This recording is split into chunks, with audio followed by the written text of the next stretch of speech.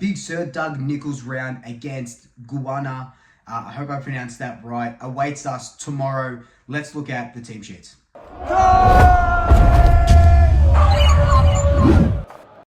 So we knew coming into this game that we would need to make at least 2 changes, maybe 3 if Harvey Harrison didn't pull up. But a bit of good news after all of this injury carnage. Harvey Harrison did pull up well. I went to training on Thursday morning. He was moving really well. Jordan Goey was moving really well as well. So the thing I like about Harvey being able to play, I think he might be a sub. I don't see anyone else. I don't really want Sullivan to be the sub again, but with Jordan Goey coming in, he might be. I think it's out of Harvey Harrison or Lachie Sullivan as the sub.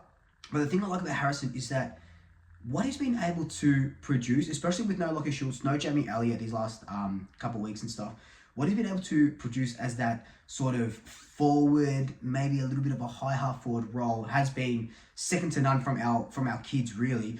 Finn McRae did a little bit of nice stuff last week as well, but I love that he's staying in the team, definitely in a different role that he was playing to last year, more suited to his VFL role where he was smashing it. So he gets to stay in the team, he gets that consistency, which is good, and thankfully that ankle injury wasn't too bad. But with our 2 changes, coming out, of course, is Jack Bytel with that unfortunate concussion, and then like Jeremy Howe with that groin injury that's going to see him out for, I think Craig said, 1 to 2 weeks, and probably on the 2-week side because of the older sort of body, give it a bit more time to rest, so don't put him in and then hurt himself even further. So that's disappointing because Jeremy Howe was our answer up forward. Kicked that 1 goal in the first quarter and then does his groin. So that's not good. But coming in, Lachie Schultz, Jordan Goey. So Lachie Schultz wasn't injured, obviously. He comes back from his 1-week suspension. And I've said this, I don't know if I've said this on camera, but I think it should have been a little bit longer because that was a cheap shot. I think you can all sort of agree with me. But he comes back from a week, not going to complain about that now. And slots back into the forward line, and then Jordan Goey. I thought, or everyone sort of thought, oh, there's rumblings of osteitis pubis. What does this mean? What is going on? Is he going to be out for longer?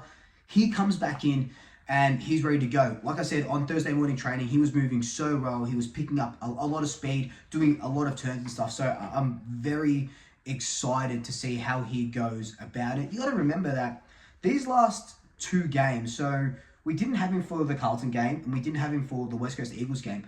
We dominated clearances, and that's without Jordan Goey. Now, imagine what our team looks like with Jordan Goey in there. He's going to start as a rover, straight into the middle. What I would like to see, though, with Jordan Goey is I would love to see him rotate into the forward line.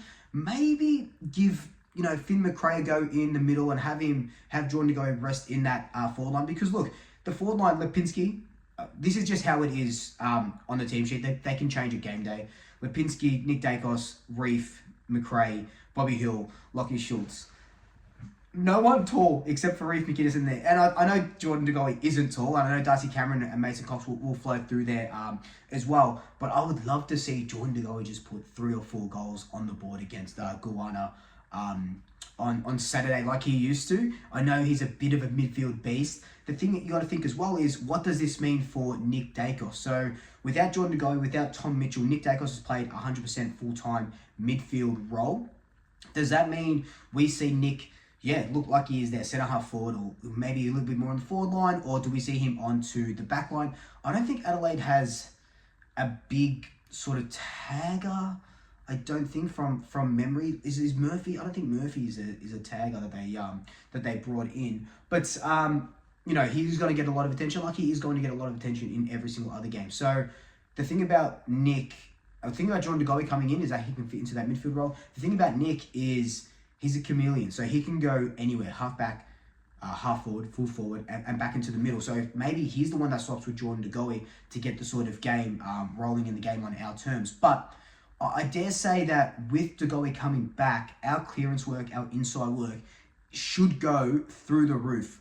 Through the roof from where it was. We got to remember that Carlton were the best clearance side in the team. We smashed them, on the on the stat line. West Coast Eagles were a very good ground ball team and scoring from ground balls in the last couple of weeks. We smashed them in that. We took that away from them. we can do the same thing to Adelaide because our pressure is back and Jordan Goey is a tackling and clearance machine. That is exactly what he does. So if he's not kicking goals, he's doing that. So bringing Jordan Goey back is amazing. I just hope it's not like a Connor Rose where he comes back a little bit early, but I doubt it because these guys know what they're doing. Like our staff definitely know what they're doing. Lachie Schultz coming back into the side. We just touched on him before. He's definitely in our best 22. Craven Cray says he's in our best 22. I know there's a lot of... He's becoming one of those guys where, you know, what's that word that I'm looking for?